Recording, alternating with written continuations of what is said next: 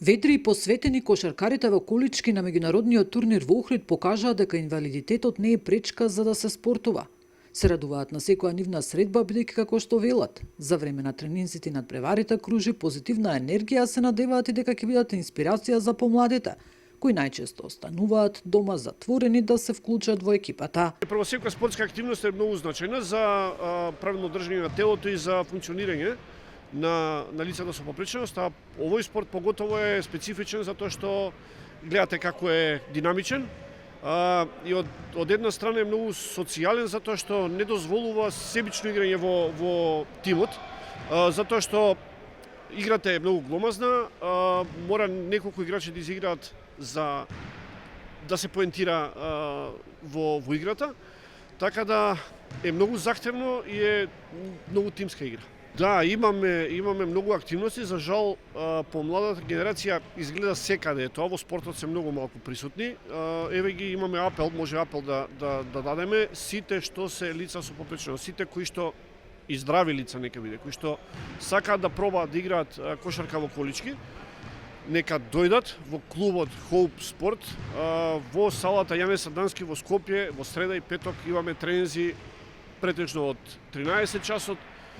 Може да дојдат да се запознаат со играта и да пробаат да видат како е да се игра кошарка во колички. Значи, ова е за нашата категорија, за лицата со телесен инвалидитет е нешто што ретко може да ни се случува. Значи, пошто претежно лицата со инвалидитет се затворени дома, тешко комуницираат, имаат проблем со социјализација. Значи, кошарката е еден тимски спорт во кој што се вклучени во секој клуб од 10 и повеќе, 15 па и 20 луѓе, и нешто кое што бим го препорачал на сите со граѓани, без разлика дали живеат во Скопје или во останатите градови во Републиката, да стапат во контакт со нас, со оние кои што имаат желба, да ни се приклучат и да го промовираме што повеќе и повеќе овој спорт во Република Македонија. Кошарката во колички за лица со телесен инвалидитет како спорт овозможува да се занимаваат со спорт и да ги искусат бројните придобивки. Тренинзите и надпреварите не се однесуваат само на физичкиот аспект, туку и на потикнување начин на размислување, издржливост и тимска работа. Србија дели истата мака, тоа значи дека лицата со инвалидитет слабо се вклучени во спортот. Дел од нив немаат на информации, а дел пак немаат поддршка од страна на родителите или пак локалната каде што живеат. Инаку спортот е многу значаен, би апелирал да дојдат и да се занимаваат со било каков спорт.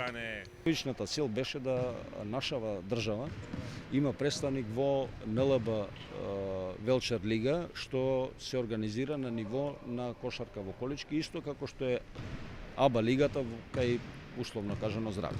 Искрено да ви кажам, ние многу тешко се справуваме со оваа работа за да најдеме млади деца да почнат да спортуваат.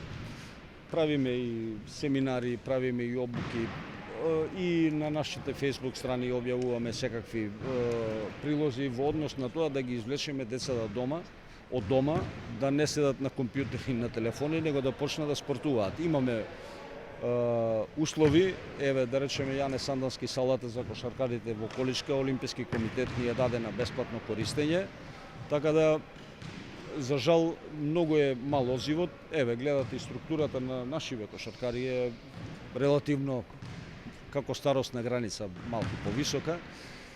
За жал такви ни се условите во кои живееме. Ќе продолжиме нормално понатаму.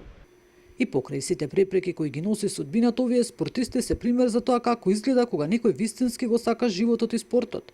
Инаку на меѓународниот турнир во Охрид учествува екипи од Македонија, Србија, Црна Гора и Бугарија.